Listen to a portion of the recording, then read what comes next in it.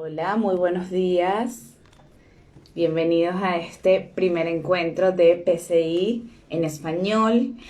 Eh, estos cada encuentro será diferente, cada encuentro será con diferente invitado. Habrán veces que los invitados se repiten, pero siempre van a estar cargados de muy buena información. Mi nombre es Daniela Piñate. Soy voluntaria de PCI en español y estoy aquí para apoyar en estos mágicos encuentros, afortunados encuentros que estaremos realizando a partir de este momento con profesionales de la salud, con psicólogos, psiquiatras, con mamás. En fin, en cada edición tendremos invitados diferentes. Hoy tenemos a ya le voy a enviarle a nuestra querida María Agustina Capurro. Ella es psicóloga con orientación perinatal y reproductiva y siempre está dispuesta a darnos información valiosa. Ella también forma parte del equipo de Materna, forma parte del equipo de PCI y forma parte de todo aquel que quiera información valiosa acerca de los temas de salud mental perinatal. No sé cómo lo logra porque aparte tiene dos niñas y es mamá de dos, es profesional, tiene un corazón altruista increíble, siempre está entregando información valiosísima y hoy tenemos el honor de que esté aquí con nosotros, porque resulta que en este mes de junio la Organización Mundial de la Salud publicó un documento justamente en el 2020, en septiembre del 2020, que definió el concepto de infertilidad como una enfermedad y por tanto la sitúa en el contexto de los derechos humanos a los que tienen acceso personas, tanto configuraciones familiares tradicionales, heteronormadas, así como en familias formadas a partir de parejas del mismo sexo. El documento reconoce las múltiples barreras y la inquietud y la equidad, perdón, en el acceso a tratamientos que sean seguros, eficientes, incluidas las técnicas médicas de reproducción asistida. Y yo creo que en todos estos temas, el tema de la salud mental juega un papel, como siempre, fundamental. Bienvenida, Agus. Hola Dani, buen día. Qué gusto volver a verte por acá, en este cuadradito que nos encuentra.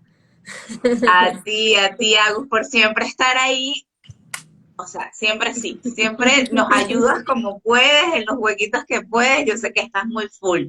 Vamos a comenzar este encuentro y vamos a comenzar hablando de el tema del cuidado de la fertilidad, que Sí, ahí, aparte llama mucho la atención porque uno a veces cree que el tema de la maternidad y de la paternidad es nada más, bueno, concebir, el mm, posparto, y resulta que es un universo que es enorme y que a medida que nos vamos sumergiendo en más conocimiento, lo vemos mucho más amplio y entre ellos está el tema del cuidado de la fertilidad.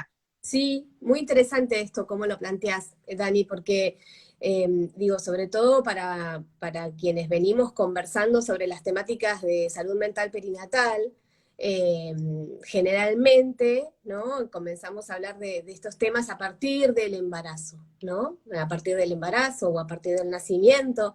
Eh, Sin embargo, bueno, pensar en las cuestiones preconcepcionales y en este tiempo me parece muy interesante. Y de hecho, en lo personal ese ha sido un poco mi camino, ¿no? Porque la misma clínica con los pacientes te va llevando a otras temáticas y a tener que formarte en otros temas porque estamos en un tiempo también, en una época, donde muchas de las pacientes y los pacientes que llegan al consultorio eh, con hijos ya nacidos o embarazadas y demás, bueno, vienen de atravesar tratamientos o vienen de una búsqueda que no ha sido sencilla, ni lineal, ni rápida. Y muchas veces por diferentes razones, ¿no? Entonces, la Sociedad Americana de Fertilidad hace un tiempo ya, indicó como un mes de visibilización de estas temáticas, el mes de junio, para que, como siempre, ¿no? Como fue nuestra campaña por el Día de la Salud Mental Materna, podamos poner luz, voz y sobre todo información en relación a las temáticas de fertilidad. Y esto que vos mencionabas del documento de la Organización Mundial de la Salud es muy interesante porque independientemente de que la Organización Mundial de la Salud determina la infertilidad como una enfermedad, independientemente de eso, que después lo podemos pensar, lo interesante es que habla de los derechos reproductivos, ¿no? Y los incluye como un derecho humano, de que todas las personas tenemos derechos a decidir sobre cuándo, cómo y qué cantidad de hijos deseamos tener, ¿no? Y eso es un gran tema, porque también venimos como bastante acostumbrados a asociar la palabra cuidado, ¿no? A yo me cuido, nos cuidamos y demás, en temas reproductivos en relación a no tener hijos. No tener hijos, claro. Y venimos con mucha o poca o diversa información, pero más en relación a la anticoncepción que a la concepción, ¿no? Claro. También en nuestros países, Dani, porque donde hay una tasa alta de embarazos no deseados o de embarazos adolescentes, esta temática obviamente siempre fue prioritaria, ¿no?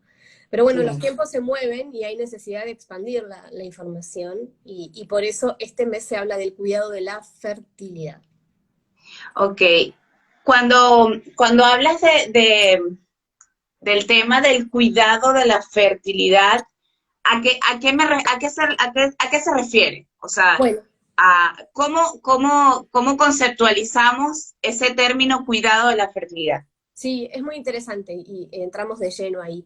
Eh, cuando se habla del cuidado de la fertilidad, se habla de una serie de factores, ¿sí? Que hay que tener en cuenta, nunca es uno solo, ¿no? Como en cualquier cuestión siempre hay convergencia de factores que hacen a que la fertilidad sea más o menos eficaz, ¿no? Para ponerlo en términos así más médicos. Ok, Eh, y cuando hablamos de esto es sobre todo tener en cuenta cuestiones de información, ¿no? Cuando te decía esto de las mujeres, sobre todo, y no es casual, pero las mujeres, quienes tenemos más visitas médicas, hacemos nuestros chequeos ginecológicos o desde a partir de nuestra primera menstruación nos acercamos a información sobre nuestro ciclo menstrual, sobre el impacto de nuestras hormonas, sobre...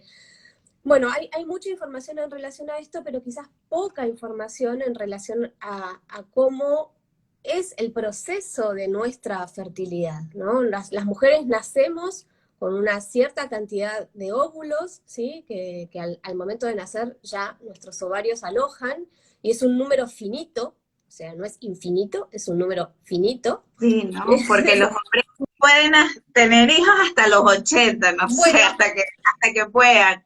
Y sí, nosotras las mujeres, eso es súper interesante. Y hay muchísimas mujeres que, yo me enteré de eso, Nico tiene 3 años, yo me enteré en mi proceso de búsqueda, ahí que está. era así como, claro, yo ahí en Latinoamérica, y para ser un poco más coloquiales y también Sí, incluir un poco más a las mamás o sea, sí, que no somos profesionales de la salud, es mucho por esto, claro, muy fuerte, pero que la familia te dice, se te está pasando el arroz, o claro. el reloj te está tal. Y bueno, y lo que pasa es que lo dicen así muy a la ligera, pero realmente es que cronológicamente sí tenemos un tiempo determinado, ¿no? Sí, claro. Bueno, y también en relación a esto que vos dijiste de los varones es bastante mito, ¿no? Porque también Ah, los varones tienen sus propios procesos, digo, que no tiene que ver con la cantidad de sus espermatozoides, pero sí con la calidad de sus espermatozoides, y ellos también atraviesan una andropausia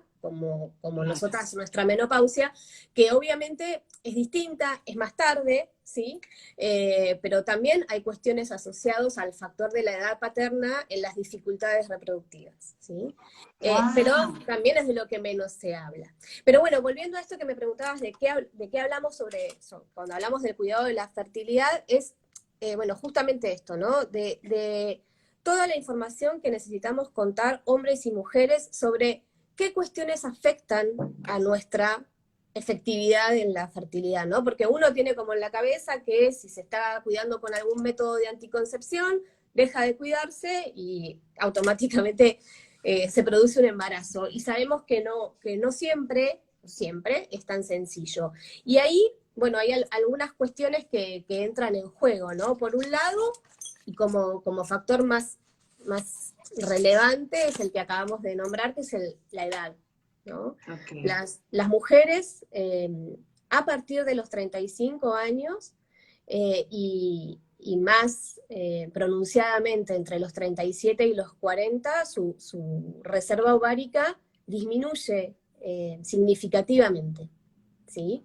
Y además la calidad de los ovocitos también comienza a ser diferente. Por lo tanto, es a partir de esa edad que uno sabe que para quedar embarazada seguramente sí va a ser Bueno, con mayor dificultad o con necesidad de hacer alguna evaluación médica o con necesidad de contar con algún soporte de tratamiento, ¿sí? Pero es a partir de esa edad donde biológicamente, y subrayo biológicamente, en las mujeres nuestra fertilidad, bueno, empieza a a declinar. partir de los 35 Sí, se a empieza partir, a complicar un poco a la... partir de los Okay. 35 la reserva ovárica por cuestiones básicamente hormonales, ¿no? Porque hay Claro, una... vamos a hacer aquí este paréntesis, me encanta y por eso me encanta hablar con Agustina, porque estamos en una era de mucha revolución y me fascina, de la revolución femenina, de la revolución tal, de la inclusión, pero hay Ujú. cosas que no se pueden, que no se pueden cambiar, así intentemos un montón de cosas, de inclusiones, de revoluciones. Hay algo en las mujeres que, como dice Agustina, en este tema es un tema biológico. Aquí no Claro, estamos diciendo que las mujeres no pueden o no, que no, no deben.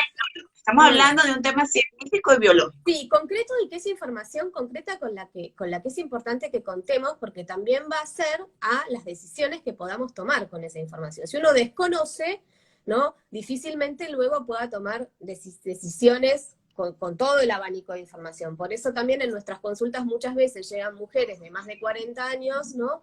Que por cuestiones como las que vos decís, por los corrimientos propios de esta época, porque es una mujer que postergó su maternidad por diferentes razones, se encuentra con dificultades y con a noticiarse de que esto nadie le había comentado, ¿no? No lo Sí. sabía, en su casa no se conversaba, en la escuela, en la universidad no había tenido información, su médico o ginecólogo de cabecera nunca se lo había mencionado porque siempre le hacía el PAP, la mamografía, le recetaba las pastillas anticonceptivas y no había mucho más, si estaba todo bien.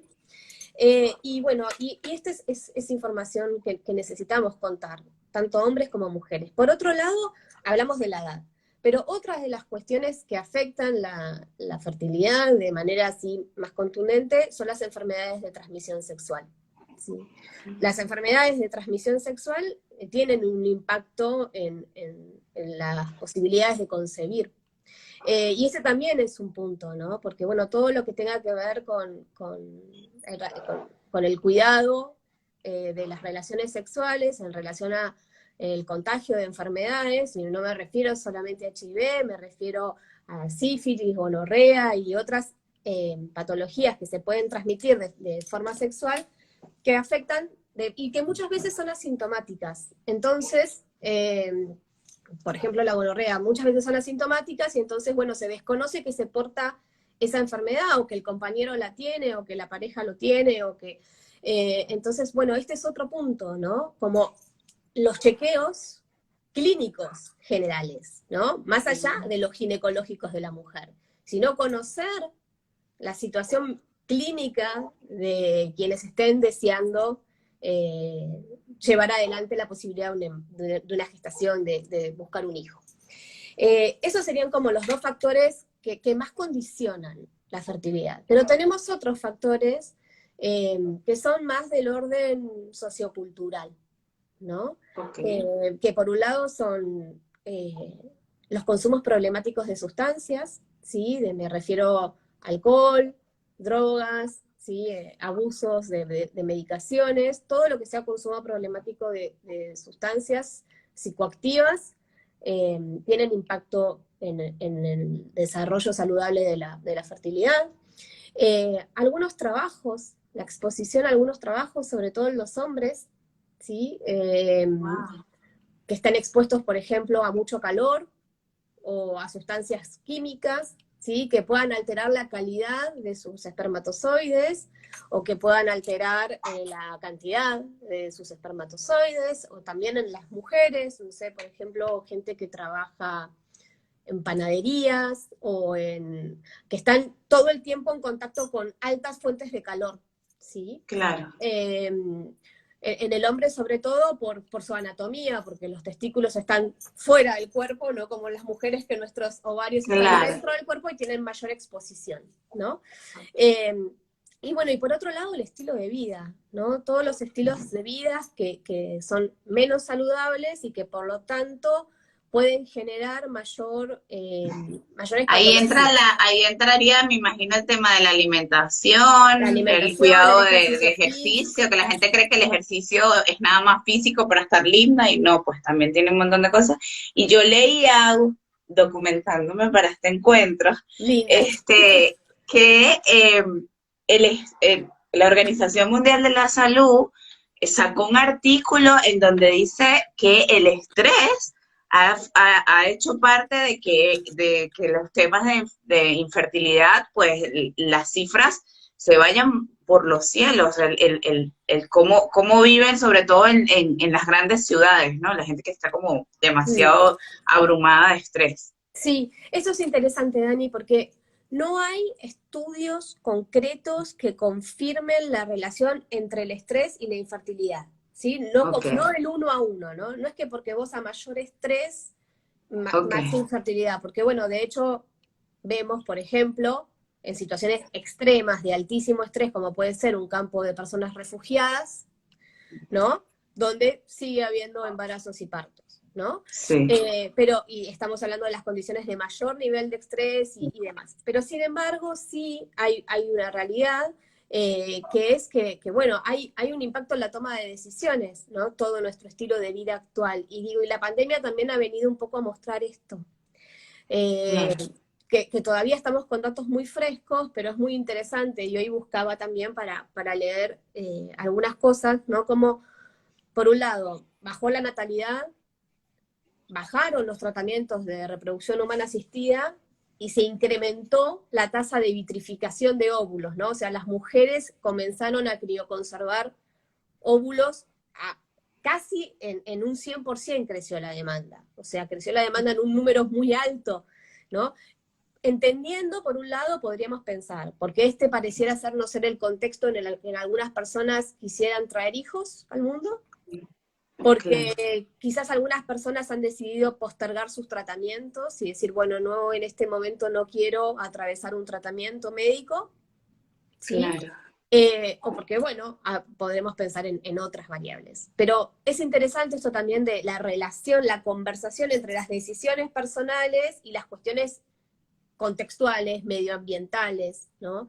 De hecho, aquí en Argentina, en el 2019, dos colegas con quienes yo comparto y me he formado, porque bueno, son dos colegas maravillosas que trabajan mucho, mucho en temas de fertilidad y técnicas de reproducción humana, hicieron una investigación local eh, sobre población universitaria, muy interesante, porque sondearon en gente de edad que estén cursando carreras universitarias, sobre el conocimiento en relación al cuidado de la fertilidad, y es un trabajo de investigación que se hizo aquí en Argentina en el 2019, pero que también se hizo en otros países, como por ejemplo en Estados Unidos, en México, en Suecia, en Japón, en China en diferentes años, y es muy interesante cómo vas cruzando los resultados, ¿no?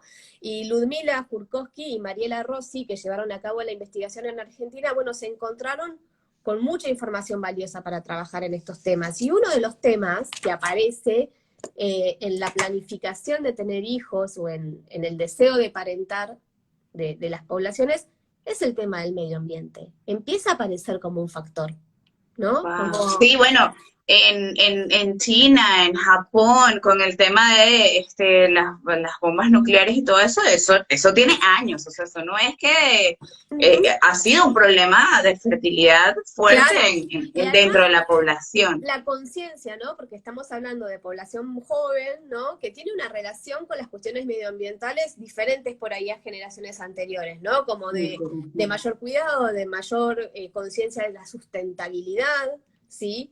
Y bueno, entonces se hacen algunas preguntas en relación a si es momento para tener un hijo o no, si lo desean o no. Así que bueno, es muy interesante porque todos estos factores entran en juego y conversan entre ellos en relación a cómo impactan nuestra fertilidad. Y vos dijiste algo hace un ratito que me parece interesante para retomar, ¿no? Eh, que es lo de la edad. Porque bueno, este es un gran punto, ¿no? Cuando se habla del reloj biológico y que las mujeres estamos en otro tiempo, ¿no? Donde probablemente hay algunas intenciones, no en todos los sectores, no en todos los segmentos, no en todos los países, no en todos los contextos, vuelvo a insistir con esto, pero sí hay una tendencia a que las mujeres están más insertas en el mercado laboral, su empleabilidad se modificó, tienen deseos de continuar formándose o estudiando, y por tanto ya no se tiene hijos a los 20, 21 como antes, ¿no? Claro, 18. Mi mamá tuvo a mi hermana a los 18, imagínate. Claro, claro. Eso, digo, digo, en contextos privilegiados donde se puede elegir, ya no se ve, Claro. ¿no? Igual, Agus, creo que también ha cambiado muchísimo el número, la cantidad de hijos que en estas generaciones queremos tener en comparación a las que se tenían antes. Agus, los desafíos vamos a hablar de los desafíos que atraviesan las personas que tienen que hacer tratamientos de reproducción. Y el otro tema importante, creo que antes de responder esto, sería cómo conservar la fertilidad. O sea,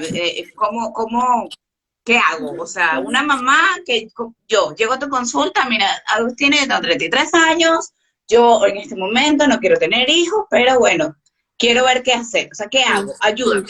Bueno, En 5 años sí quiero tener hijos, ¿qué hago? sí, este es un gran punto, ¿no? Porque a veces se mezclan como los conceptos de cuidado de la fertilidad y de preservación de la fertilidad, que son dos cosas diferentes, ¿no? Cuando hablamos del cuidado, hablamos de todos estos aspectos que pueden impactar en que la eficacia de la fertilidad espontánea no sea tan alta. Cuando hablamos de preservación de la fertilidad, que es este ejemplo que vos traés, si una mujer de 33 años por el momento no tiene pareja o no quiere tenerla o está trabajando o está en una situación en la que no desea ser madre, pero cuenta con esta información, sabe que su reserva ovárica y la calidad de sus ovocitos va a comenzar a declinar dentro de poco. Bueno, hoy existe la opción de la crioconservación de óvulos o de la vitrificación de óvulos, que es la técnica específica. A eso se le llamaría conservación. Y al otro, cuidado. Exacto. Okay. Exacto. Okay. El cuidado es preventivo, ¿no?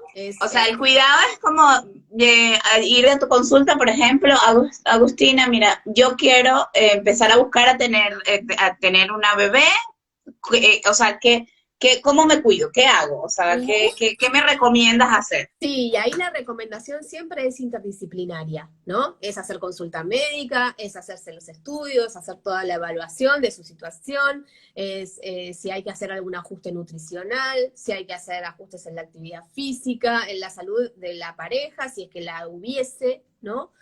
También hacer toda una evaluación, conocer antecedentes, si hay antecedentes, ¿no?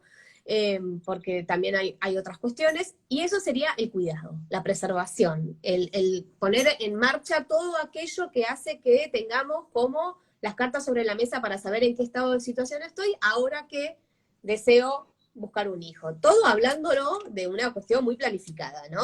Claro, le Pero, iba a decir que esto, pues evidentemente, de una situación muy planificada, la cual muy personalmente se las recomiendo porque es muy lindo, además, de verdad, mi hija, yo, o sea, cuando mi pareja y yo tenemos 10 años juntos, cuando tuvimos a Nico teníamos, cuando decidimos tener, teníamos 7, y fue así todo, y fue así cual película, porque como que casi mi doctora me decía, esto casi no pasa. Y yo, bueno, ya soy una gente adulta, yo no puedo estar, pero bueno, entró en juego eso que tú decías al principio, que dejé las anticonceptivas y no quedaba. Entonces yo a los 2 meses ya yo dije, soy infértil, no voy a tener hijos, porque hay esa concepción también. claro, bueno, eso es importante también decirlo, ¿no? O sea, ¿cuándo debería uno hacer la consulta médica, ¿no? Y no es en cualquier momento, es en Cuánto mayores, desconocimiento, ¿no claro,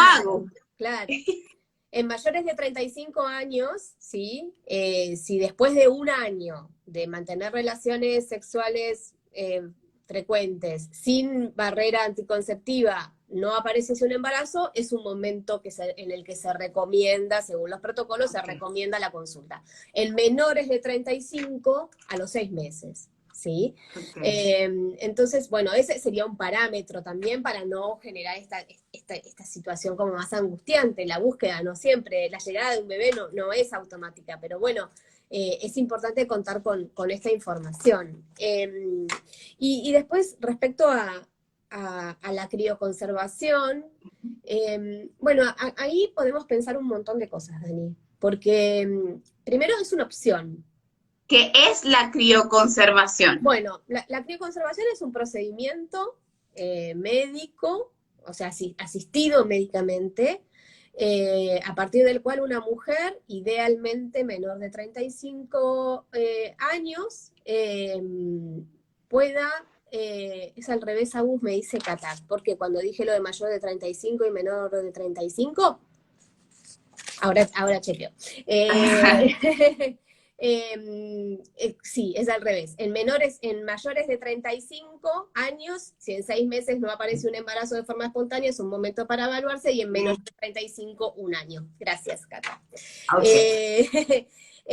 Respecto a la crioconservación, bueno, es un procedimiento médicamente asistido, en el cual una mujer, por diferentes razones, las razones no siempre necesariamente son por cuestiones de postergación, a veces es, por ejemplo, porque una mujer está por atravesar un tratamiento oncológico, y entonces la quimioterapia va a afectar su fertilidad y va a afectar la sobrevida de sus óvulos, y por tanto se le puede indicar como posibilidad que vitrifique sus óvulos para tener una reserva para el futuro, ¿sí? Si ella Okay. quisiera disponibilizar de ellos. Puede ser también si hubiese otro tipo de patologías o de intervenciones quirúrgicas que fuesen a suceder, por ejemplo, en el caso de una endometriosis severa, ¿sí? Una endometriosis que puede haber avanzado sobre los óvulos, o que está avanzando, y entonces se decide hacer este procedimiento, que el procedimiento ¿no? eh, consiste en una estimulación, ¿sí?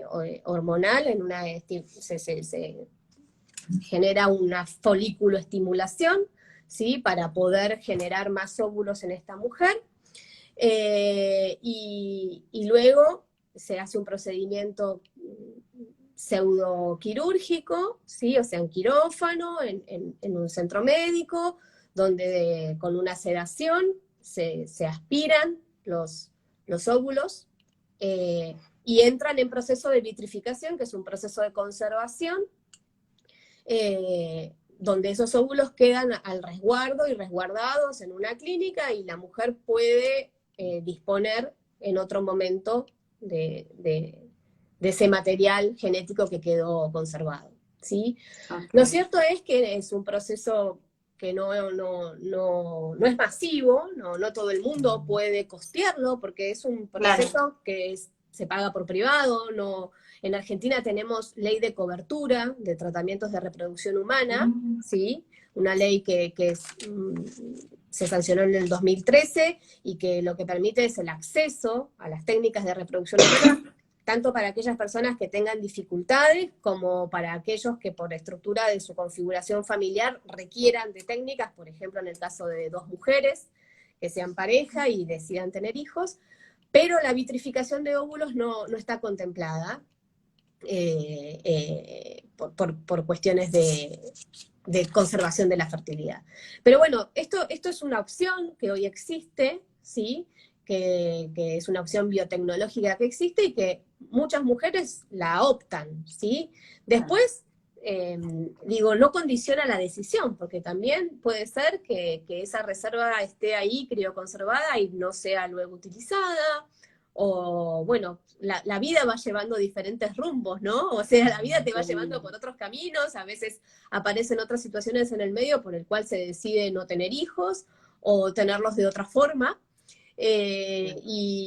Pero bueno, es una opción que existe y que también es importante informarla, aunque también es importante informarla en todos los sentidos. Tampoco es que porque uno vitrifique óvulos va a poder ser mamá en el futuro, digo, ¿no?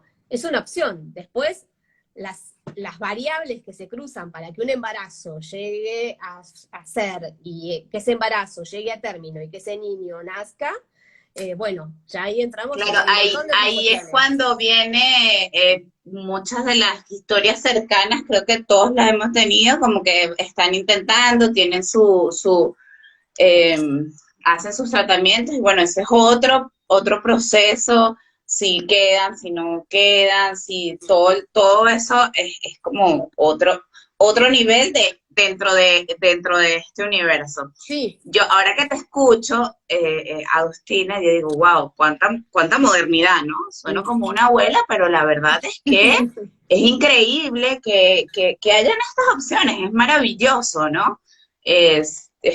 Hablabas del tema de las mujeres que a lo mejor tienen que pasar por un tratamiento oncológico y tienen esa posibilidad y bueno, ya después se verá qué hace, pero bueno, por lo menos hay una posibilidad. Uh-huh, uh-huh. Y se me viene a la mente, yo en el tema en muchos temas en Latinoamérica siempre incluyo mucho la religiosidad, porque Latinoamérica solemos ser países con muchas religiones, con muchas creencias. Uh-huh. Entonces, se viene a mí, es que yo creo que parte de toda esta desinformación y de no hablarlo así tan fluido como lo estás hablando tú tan normal, porque es un Uh-huh. tema que realmente no se le está haciendo daño a nadie, no se está excluyendo a nadie, no se le está irrespetando a nadie, pero a lo mejor a personas con no sé, con una religión muy marcada, pues estos temas pueden ser un poco, Sí. un poco de cambiar esos discursos, ¿no?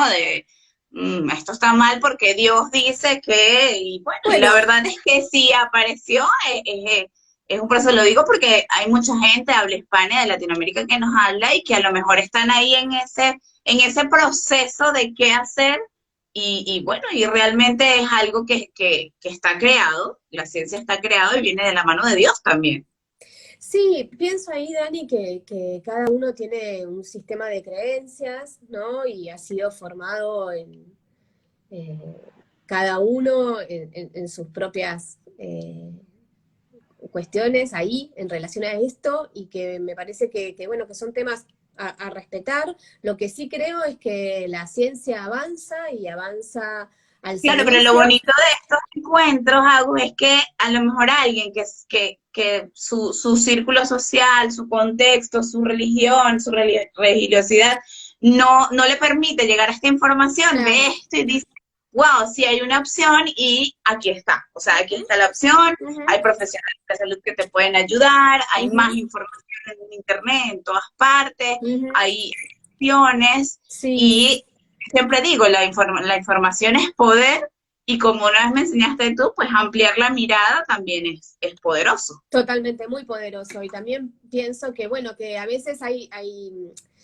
un tema ahí también que vos traes y es interesante, ¿no? Porque, bueno, a veces los discursos médicos también son un poco Ahí vamos. ¿no? Y también es importante esto como, bueno, hacer interconsultas, buscar aquel profesional con el que una se sienta cómoda, alojada, escuchada, ¿no? Escuchada en el deseo, porque en definitiva es eso, es dar lugar a un deseo y cada cual en su propia historia va construyendo el camino hacia la parentalidad con lo que trae, con lo que puede, con lo que está al alcance, con las decisiones que va tomando. Me parece que esto es como lo más importante, ¿no? Como es con información que uno puede decidir libremente. Sin información, Claro. la decisión está sesgada, está acotada. Entonces, en la medida en que uno, bueno, va abriendo las posibilidades, va acercando información, va acercando lecturas, va contando de otros casos, uno va escuchando de otros casos. Bueno, es así donde uno va pudiendo tomar decisiones en relación a uno mismo, ¿no? Porque lo que está bien para vos, quizás no para mí, o yo tengo mis tiempos y vos tenés los tuyos, vos tenés tus límites, yo tengo los propios, ¿no? Y eso me parece que también es absolutamente válido e importante. Pero sí Agus, que y en este camino existen, como todo me imagino, procesos legales también, ¿no? sí, claro, sí, sí, sí. Bueno, por eso te decía, ahí entramos en cuestiones donde en cada país está regulado de forma diferente, ¿no? Ok.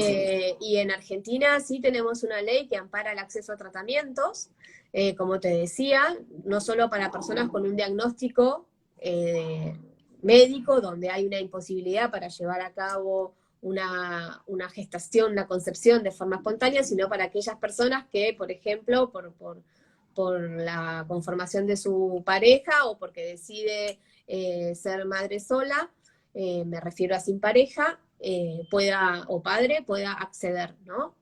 Lo que sí no está regulado en Argentina es la gestación por sustitución. No está regulado, me refiero a que no es ilegal ni legal, simplemente la ley no la contempla todavía. ¿Cómo es la gestación por sustitución? Estamos hablando de que otra persona geste para Ok, una como vientre en tercera. alquiler. Sí, mal llamado Así. vientre de alquiler. Sí, Ajá, sí, mal bueno. llamado. Sí, sería Ok. una gestación sustituta, ¿no? Pero bueno, este es un tema mucho más complejo, ¿sí? Pero también Ok. entra dentro del abanico de las posibilidades y hay muchas personas que han tenido hijos a través de esta modalidad. Pero bueno, en Argentina todavía, o hasta el momento, es una práctica que no está regulada por la ley. ¿Sí? No digo que no Claro. suceda, no está regulada por la ley como por ejemplo en Estados Unidos, donde hay Aquí en agencias, México tengo entendido que sí. en México también, con algunas En complejidades, Venezuela no. En Venezuela claro, estamos claro, comenzando a guardar los óvulos. claro. Bueno, pero todo el acceso a técnicas ha sido en Argentina un gran facilitador, porque además se anuda a la ley de matrimonio igualitario, ¿sí? A la ley de Claro. identidad sexual. Entonces, bueno, son estas tres leyes que como plafón para el acceso a la parentalidad de diversas formas, de diversas configuraciones familiares. Por ejemplo, que dos mujeres puedan acceder a tratamiento para tener un hijo. Bueno, ha sido un gran avance, ¿no? Y sí, a sabiendas de que no es un camino sencillo, de que no es un camino lineal, Es largo, es muy largo, ¿no, Agus? es caso a caso, cada caso es Ok. diferente, eh, por esto que hablábamos, ¿no? Porque las particularidades de cada pareja es distinta, porque ahí entran en juego todos estos factores que mencionamos hace un rato, ¿no? Que quizás hay, no sé, condiciones clínicas preexistentes, o no, porque también es interesante esto, ¿no? En temas de cuestiones de fertilidad, puntualmente hablando, los porcentajes, ¿no? Cuando hay una pareja heterosexual que busca tener un hijo o una hija, y se sabe que si hay una dificultad reproductiva de orden médico, el 40% aproximadamente se estima que tiene que ver con dificultades en la mujer. El otro 40% por dificultades en el varón, ¿sí? Y hay un 20% restante sobre causas no aparentes, a veces no hay una causa aparente de por qué no se está dando, y además porque la Ay, ciencia... se congeló agua. Ay, bueno, No, ahí estás, vale. te veo. La ciencia ha avanzado, pero también la ciencia tiene sus limitaciones y hay algunas cuestiones que todavía no han sido estudiadas o no se llegan a estudiar Claro. todavía en este tiempo y bueno, hay motivos por los cuales no se sabe por qué una pareja no puede concebir de forma espontánea. Eso es muy importante, Agus, que lo dijiste y lo tenía anotado ya para el final, es también recalcar que no siempre el problema es de la mujer, que también, o sea, cuando suceden estos casos también hay que revisar, hacerle chequeos médicos a la pareja, al hombre también. Definitivamente, sí. Y esto Porque eso pasa muchísimo, sobre todo en Latinoamérica. Es como, sí, ay, no, ella no puede tener hijos. Y resulta que yo ahorita tengo unos amigos muy cercanos y ella se estaba sintiendo muy mal y resulta que ella se hizo todos sus exámenes y ella está perfecta. El problema lo tiene él y toda la familia de él y de ella estaban, la mirada estaba solo en ella. Entonces es sí. como, bueno, Bueno, esos son hay, los sesgos de género, ¿no? En relación a estas sí, temáticas y también los sesgos de género en los abordajes médicos, ¿no? Porque ya no claro, tanto, pero durante mucho tiempo el único objeto de estudio, cuando había cuestiones de desafíos reproductivos, era la mujer. Y para lo último se dejaba el estudio del hombre, ¿no? Y bueno, y hay que hacer estudios en paralelo, en realidad, porque a veces pueden haber cuestiones, no sé, un varicocele en un varón, ajá, ¿no? Por ejemplo, que esté generando, bueno, un bajo número de espermatozoides o que la estructura del espermatozoide no sea viable para llevar claro, a cabo una fecundación, y son cuestiones a resolver, y fácilmente, tienen tratamiento, ¿sí? claro, claro, Pero sin embargo, bueno, si eso no es estudiado, y es claro. cierto que los temas de fertilidad, infertilidad, reproducción, gestación, están todavía discursivamente muy ligados a la feminidad, a la mujer, y esto es algo que también tenemos que empezar a repensar, a reformular en nuestro lenguaje, a traer a los varones a la escena, que los varones también desean tener hijos, que los varones también pueden transitar dificultades reproductivas, que los varones no pueden ser necesariamente padres a cualquier edad, eh, Claro. que también hay algunos estudios en relación a algunas condiciones, estudios que son muy preliminares, pero que también es interesante para evaluar y para seguir profundizando, porque hay algunos estudios que ya empiezan a dar cuenta que hay algunas dificultades en niños nacidos que tienen que ver con la edad avanzada paterna, ¿sí? O sea, Wow. esa calidad tiene un impacto en el niño nacido, el niño o la niña nacido. Eh, bueno, es un tema muy complejo, Es amplio, es muy es amplio. amplio, es muy actual y es un tema que todo el tiempo es dinámico, ¿no? Claro. Van apareciendo cosas nuevas, estudios nuevos, posibilidades nuevas, ¿no? La crioconservación de óvulos era algo que hace un tiempo atrás no la veíamos como posible o tenía un nivel de accesibilidad menor. Hoy tampoco es accesible para todo el mundo, pero existe. Eh, Claro. Digo, y también la información, insisto con esto. Yo creo que ahora que hago este encuentro contigo y creo que, pues, como siempre les digo, yo soy voluntaria, comunicadora social y mamá. Eh, Creo que empezar a buscar definir conceptos, porque eso, tenemos, a veces vamos a decir algo y no es que estamos tratando de señalar a nadie, sino que tenemos los conceptos totalmente errados porque estamos desinformados. Entonces, bueno, yo creo que comenzar a redefinir los conceptos como individuos es un gran paso para seguir avanzando con respecto a estos temas. Agus, en la caja de preguntas Sí, de Instagram dejaron sí, unas preguntas. A a ver, ver. ¿hasta qué edad es aconsejable tener hijos? Ya esto Oh. lo respondiste, pero bueno, vamos a responderlo directamente. No, bueno, ahí entran en juego muchas variables y la decisión es muy personal. Y sí, lo que sí, hay algunas cuestiones, por lo pronto, en Argentina que están reguladas por la ley, ¿sí? Por ejemplo, una mujer hasta los 51 años con óvulos donados, no óvulos propios, podría acceder a un tratamiento de reproducción humana asistida, o sea, esa es la edad tope, ¿sí? Pero con óvulos donados, porque ya a esa edad es muy poco probable que pueda llevar adelante un tratamiento con óvulos propios, ¿sí? Eh, y después depende, 51 años es bastante. Yo sí, no sé si yo tenga sí, pero bueno, la energía, pero pero sí, pero, es una opción claro. y está, digo, y después hay muchas variables que entran en juego ahí, ¿no? ¿Con qué red cuenta uno? ¿Cuál es la realidad socioeconómica de las personas?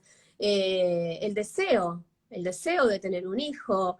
Y bueno, pero sí hay algunas cuestiones que por lo pronto en Argentina están reguladas por la ley y otras no. Claro. Pero En este caso no sé de dónde nos inscribieron, pero estaría interesante que esta persona busque información acerca de la ley dentro de su país, porque a lo sí, mejor y es además, menos, es más, no también, sabemos. y además saber que, bueno, hay muchos países donde no hay ley, y además tener en cuenta esto, ¿no? Que para que un embarazo sea con óvulos propios, ¿sí? Probablemente a partir de los 40 años eso sea más dificultoso, ¿sí? O sea, para que una mujer sea folícula, se la pueda estimular folicularmente, puede ser hasta los 40 años, ¿sí? Ok, Ya después es muy difícil poder estimularla y que puedan haber la cantidad de ovocitos que se necesitan para avanzar con un tratamiento. ok. Dice, ¿tomar pastillas anticonceptivas durante un tiempo causa infertilidad?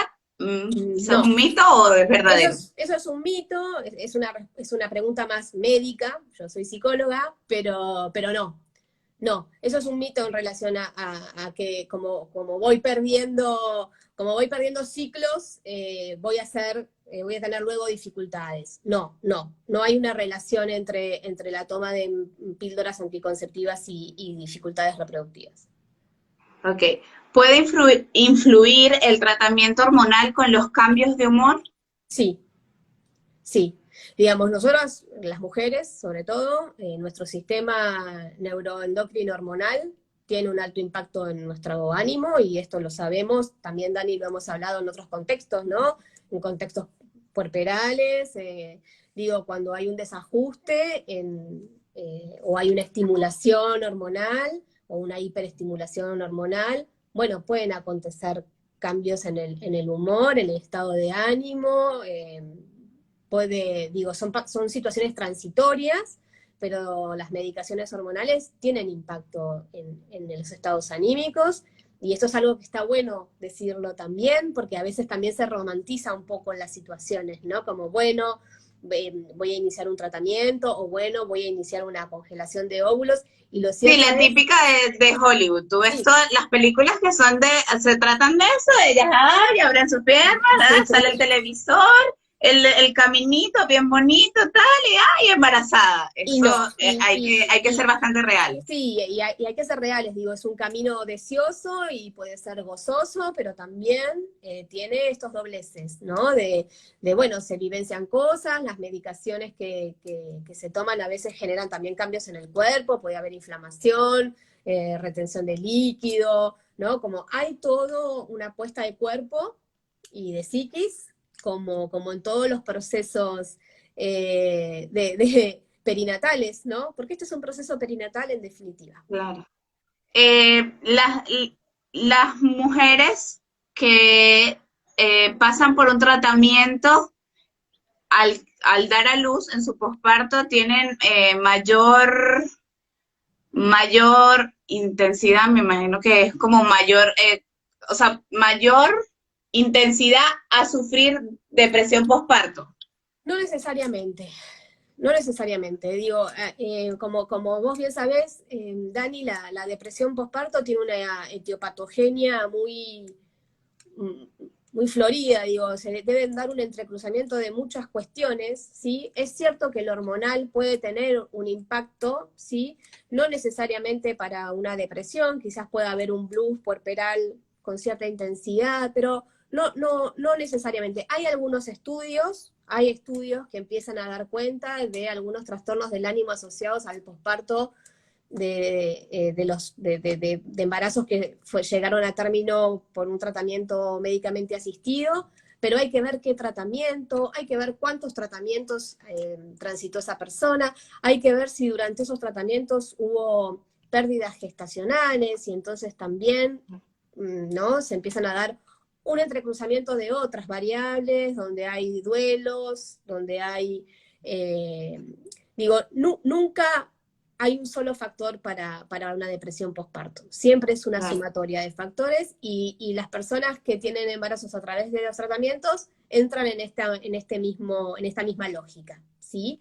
Claro. Sí, probablemente hayan vivido situaciones de mayor estrés en la búsqueda y en la preconcepción, ¿no? Porque las esperas, las dificultades, ¿no? Claro, las idas Las al idas al médico, todo médico, eso es un las estrés. evaluaciones, los estudios, bueno, sí son situaciones más intervenidas, sí son gestaciones más intervenidas o Los pregestaciones. temas de pareja, siempre ser un universo entre cada pareja también, ¿no? Absolutamente, ese es otro, Mira, para otro tema. aquí nos preguntan cuáles son esos estudios. Mi marido tiene un turno con andrólogo, con Bueno, un andrólogo. el andrólogo va a saber decirle, ¿no? Ahí que en este caso particular, excelente que haga una consulta con un especialista para que el especialista evalúe situación, antecedentes y seguramente ahí va a indicarle cuáles son los estudios para ese caso particular. Esto siempre es caso a caso, Dani.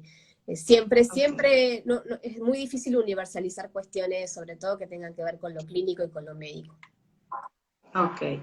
Ahora ya para finalizar, Agus, gracias por toda esta información nuevamente. Gracias por compartir todo tu conocimiento de una forma tan clara, porque además eso pasa mucho, ¿no? Es como uno también, como mamá, como un mortal, como digo yo, fuera de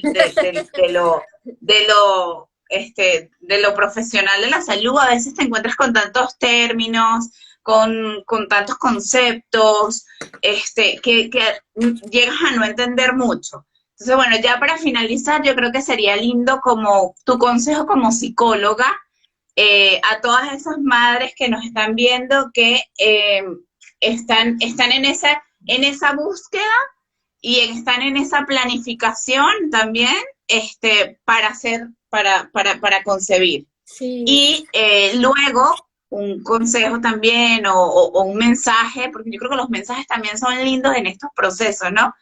Para esas mamás que están ya dentro de sus tratamientos, bueno, que a lo mejor están, como dices tú, pasando por todo este estrés, venir al médico, a lo mejor, pues bueno, ya algunas tuvieron una pérdida, están volviéndolo a intentar. Entonces, bueno, en sí, esos dos, porque eso tiene como dos vías, ¿no? sí. Hay muchas ramas, pero hay dos vías. Entonces, en esas dos vías, tu mensaje para esas madres. Gracias, Dani, por la invitación a esos dos mensajes, porque me parecen dos mensajes muy importantes. Por un lado, para aquellas que estén en el proceso de iniciar la búsqueda de un embarazo, mi mensaje ahí es buscar información, acercarse a profesionales empáticos, buscar y buscar, digo, si hay un profesional que no gustó, que no ir a otro. Es importante que la red que va a acompañar el proceso sea una red que haga sentido con el estilo de cada uno, ¿sí? Y saber que, bueno, que es un camino que si está sostenido por el deseo, que es lo más importante, es un camino que va a ser a veces más sencillo, a veces más dificultoso, que va a ser un camino dinámico, como pienso, ¿sabes, Dani? Lo son todos los caminos del ahijamiento, no hay Sí. un camino que no sea con sus propias vicisitudes. Bueno, este tiene algunas características particulares porque entran otros actores, ¿no? Porque entran los médicos, porque entran las evaluaciones, pero no hay un camino. Las expectativas, que Las manejen las expectativas, expectativas, ¿verdad? el manejo de las expectativas, de los tiempos, acá hay tiempos sobre los cuales no tenemos dominio, hay incertidumbres, a veces hay diagnósticos más claros, a veces no los hay y eso genera mucha angustia, eh, pero lo importante es esto y el segundo mensaje es hablar, hablar. poner en palabras, encontrar aliados en el camino o aliadas, poder encontrar con quién hablar de esto, estar atento al malestar propio, ¿no? A pedir ayuda profesional, psicológica cuando se considere necesaria. Es un proceso que desde lo emocional es muy activo, ¿sí? Se despiertan muchas cuestiones, y eso es fundamental, ¿no? Contar con red amorosa, afectiva y emocional que pueda acompañar en el proceso, que no tiene que ser una gran red, uno no anda necesitando contar todo el tiempo, pero a veces es esa amiga o alguien que ya lo pasó, ¿no? También hay otros formatos, a veces hay formatos coordinados por profesionales y demás que son buenos lugares también. Eh, y, y bueno, y saber que no estás sola, que hay muchas mujeres, muchas parejas, muchas personas que están en procesos similares, que tienen sus propios recorridos y que todos los finales son distintos. No hay una única forma de transitarla ni una única manera de finalizarla, pero que si el deseo se sostiene, hay que escucharse a uno mismo, ¿no? Qué hermoso. Bueno, Agus, mi mensaje para la gente mortal, como nosotros que no somos profesionales, es que comencemos a informarnos más acerca de los conceptos, como ya había dicho, porque a veces solemos decir cosas que no están dentro del contexto y a veces no es porque queremos hacer daño, sino porque no tenemos la información. Y lo otro muy importante es, porque lo viví, porque me pasó, ser prudente con los tiempos, con las decisiones, con los procesos de cada quien. Totalmente. O sea, dejar de cuestionar el por qué tiene 30 años y todavía no ha salido embarazada, porque no sabemos. En muchos casos no es solamente que no quiero porque tengo un buen trabajo, en muchos casos es porque no he podido. Y, y que comencemos a incluir a los hombres en estos temas. Fundamental. O sea, sí, Dani.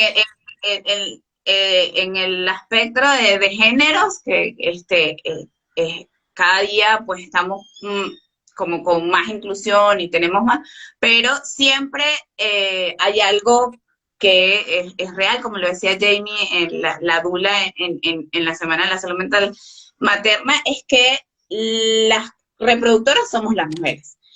Y esto no quiere decir que nos tienen que dejar toda la carga a nosotros, sino que los hombres también tienen que informarse acerca de esto, y sea con quien sea que vayas a tener que quieras tener formar tu familia, tener tus hijos, involucrarlo, ¿no? Porque esto no es trabajo de solamente la que vas a estar, sino es trabajo total en equipo. Sí. Así que bueno, Mía, gracias. Gracias a ti, Dani. Un gusto verte siempre.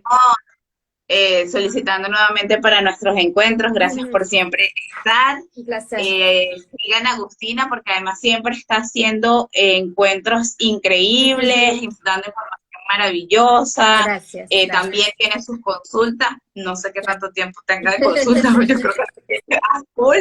Pero bueno, además tiene para la próxima semana un calendario bien hermoso, con respecto a la paternidad. A las paternidades, sí, este viernes. Paternidad. Este viernes tengo un intercambio muy lindo, así que al que le interese el tema paternidades, hablando de los varones y de sus implicaciones en los procesos de las parentalidades, todos los procesos de las parentalidades, bueno, tener voces masculinas que hablen de sus propias vivencias y que podamos repensar su lugar, me parece muy, muy, muy importante. Es hermosa porque cada día está siendo más visible el tema de las paternidades también. Sí. Agus, un beso hermoso. Gracias, grande, Dani. Desde México, con mucho calor, hasta Argentina. Suerte. Gracias a todos los que estuvieron con nosotros, que la mayoría estuvo de principio a fin. Qué bueno, pero bueno, con la información de Agustina, como no.